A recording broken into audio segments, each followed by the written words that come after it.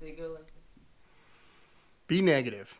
Not great advice, but a pretty good blood type. And that's what I am. So, um, growing up, on and off, or I guess not necessarily growing up, but when I was a little bit older, on and off, I would donate blood when I could if it was place was available and time was free.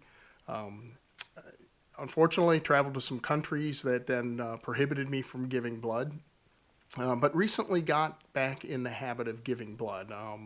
The job I have now, 2 or 3 times a year, they organize blood drives right on site. Easy to show up, easy to do. So I've gotten back in the habit of doing it, and have also signed up for what they call a double red or power red donation. So when I give blood, they hook me up to a pheresis machine that pulls the blood cells out, and basically I give double the amount of red blood cells that are normally given. So pretty cool.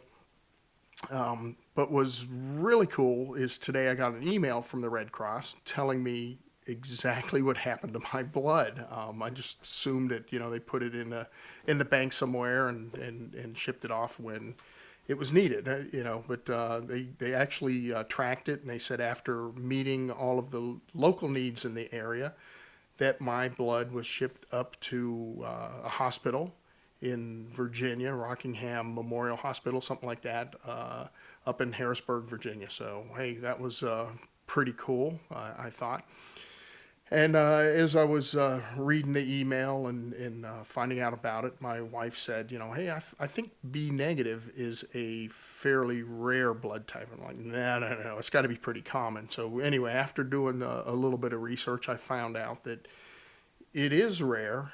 It's the second rarest blood type after, I think they said AB negative. And negative blood types tend to be rarer than positive blood types. So I have the second rare blood type, and only 1.5% of the population has the B negative blood type.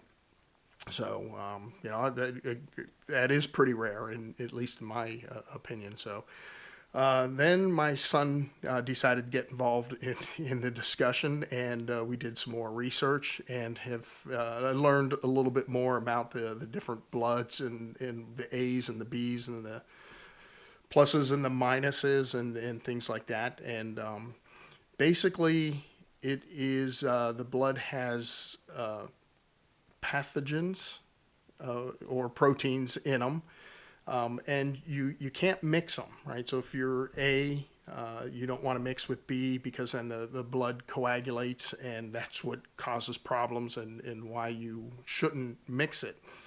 So you don't want to mix an A type with a B type.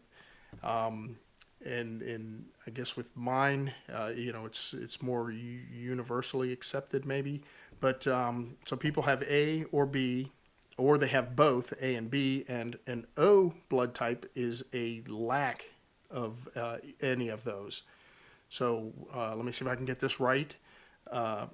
If you are an O, it is very difficult to get blood. However, if you are O and you give blood, it can go to anybody. And AB is they can donate the most, but the other way. They can, I don't know. Anyway, it was pretty interesting to learn a little bit more about that. Maybe I need to go read a little bit more so I can be a little more informed and finish that discussion. So anyway, cool information. I was really happy to learn where my blood went, and that's it. So take care. Have a great evening. See you tomorrow.